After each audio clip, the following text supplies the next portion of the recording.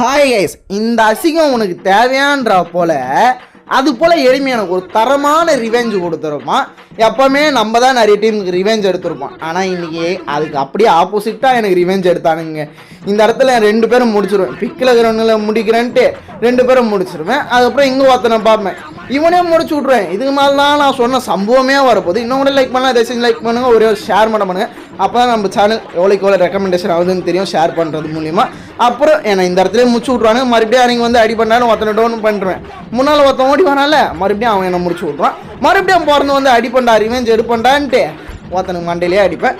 அப்புறம் அவனையும் முடிச்சு விட்ருவேன். ஆனால் இதுக்கு மேலே தான் தரமான சம்பவம் இருக்குது. மறுபடியும் முடிச்சு விட்ருவானு.